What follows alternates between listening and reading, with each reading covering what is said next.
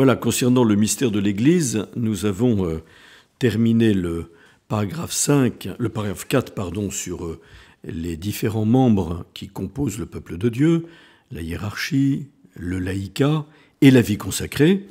Et nous arrivons au paragraphe 5 qui concerne la communion des saints. On continue en effet le credo, je crois en l'Église, je crois en la Sainte Église catholique, à la communion des saints, etc. Et la communion des saints est une autre expression très importante de l'Église. Nous croyons en effet que l'Église est sainte, nous l'avons déjà dit.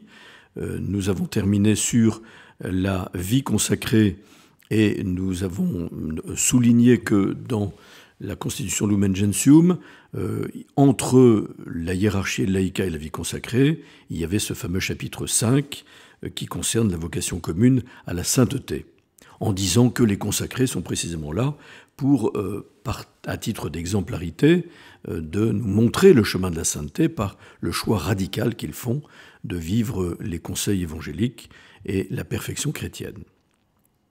Ce qui est intéressant aussi, c'est de voir que ce chapitre sur la vie consacrée, qui est le chapitre 6 de la Constitution sur l'Église Lumen Gentium, précède immédiatement le chapitre 7, qui est consacré à la dimension eschatologique de l'Église, qui se réalisera pleinement dans le royaume des cieux. Donc nous sommes en marche vers le royaume des cieux, et c'est là que la sainteté sera parfaitement consommée et réalisée. Et donc, d'une certaine manière, les consacrés anticipent cette vie du royaume des cieux et donc ont une dimension, la vie consacrée, une dimension qui est proprement eschatologique. La communion des saints, qu'est-ce que c'est ? C'est d'abord deux choses. La première chose qui est comprise dans le terme communion des saints, qui se réfère à, je dirais, qui se réfère à cette expression latine traditionnelle qui est sancta sanctis, les choses saintes pour les saints. Les saints, ce sont ceux qui sont baptisés et qui sont en marche vers la sainteté, ça c'est pour la vie d'ici-bas, et les saints, ce sont ceux qui sont parvenus au terme de leur cheminement, qui commence donc dans une communion aux choses saintes. Qu'est-ce que c'est que la communion au sein de l'Église ? C'est une communion qui est fondée sur les choses saintes que l'Église met à disposition des fidèles, à commencer par la parole de Dieu, à commencer par le trésor de la tradition de l'Église.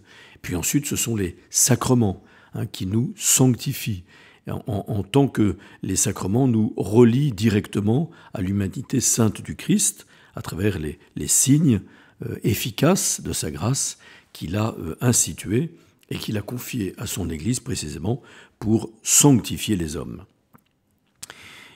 On dira donc que cette communion aux choses spirituelles, aux choses saintes, c'est la communion dans la foi.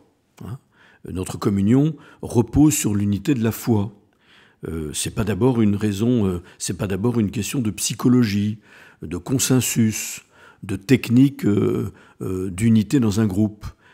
C'est d'abord une communion qui est fondée sur une réalité objective, qui est la foi transmise par l'Église fidèlement depuis 2000 ans.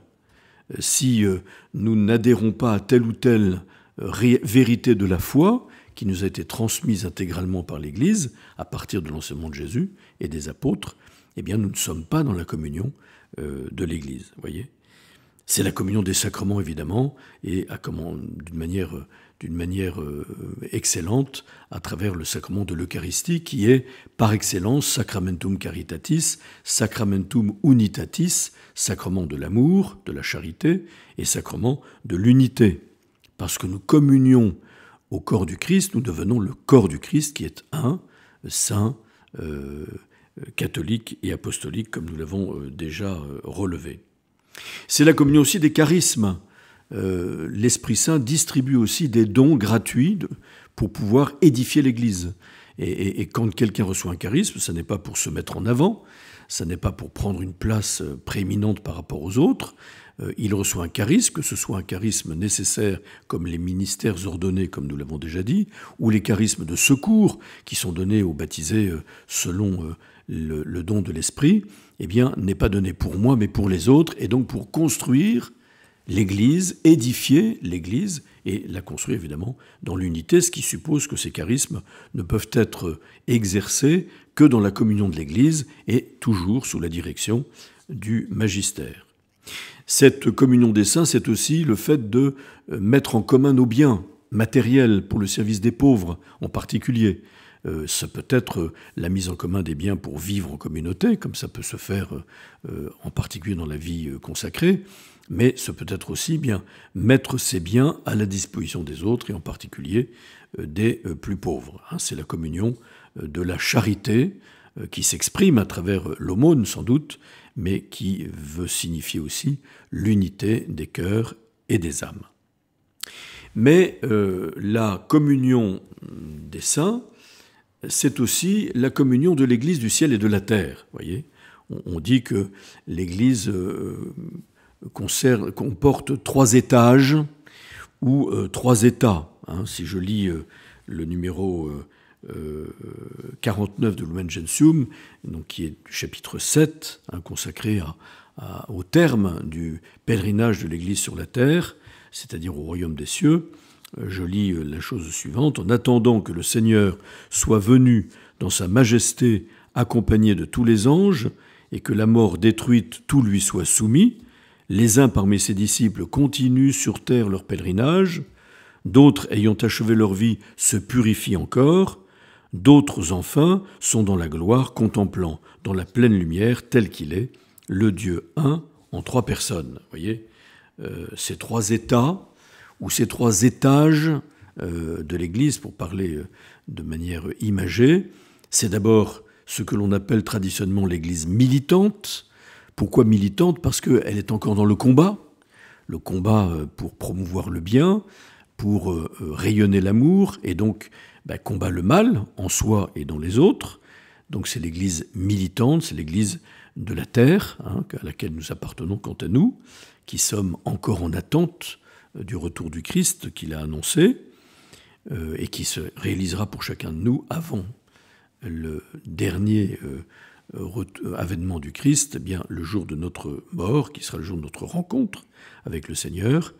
Puis il y a ceux qui sont dans cet état intermédiaire de purification, parce que s'ils sont morts dans la foi, s'ils sont morts en état de grâce, le cœur tourné vers Dieu, eh bien, ils apportent aussi le poids de leurs péchés passés, même s'ils ont été pardonnés et qu'ils sont sûrs d'entrer définitivement dans le royaume des cieux. Eh bien, comme dirait Catherine de Gênes, Sainte Catherine de Gênes, qui a fait un traité du purgatoire, dans lequel elle dit même les visions mystiques qu'elle a eues sur cet état. Elle dit que les âmes parvenant devant Dieu, eh bien, découvriront ou ressentiront ce besoin d'être parfaitement purifiées pour entrer définitivement dans la gloire du ciel. Et c'est ce qu'on appelle en effet le purgatoire, qui n'est pas un mot désuet, qui n'est pas un mot dépassé, mais dans le mot purgatoire, il y a le mot purge, il y a le mot purification. Et en effet, les âmes ne voient pas encore Dieu. Elles sont sûres, dans l'espérance théologale, qu'elles verront Dieu. Elles sont sûres d'être aimées de Dieu. Mais leur foi elles ont encore une foi qui n'est pas complètement achevée dans la vision, et certainement qu'elles ne peuvent plus mériter pour elles-mêmes, car elles sont passées de l'autre côté. Nous pouvons hâter leur entrée dans la gloire par la prière et des messes que nous faisons célébrer pour nos défunts, dans la certitude qu'ils sont vivants et faits pour la vie éternelle, mais eux peuvent continuer à prier pour nous. Et enfin, il y a l'Église triomphante. Donc on a dit l'Église souffrante, le purgatoire, l'Église triomphante, ce sont ceux qui sont parvenus évidemment dans la gloire du ciel et qui sont pour nous non seulement des modèles, mais des intercesseurs. Ce sont tous les saints qui sont parvenus au terme de leur chemin.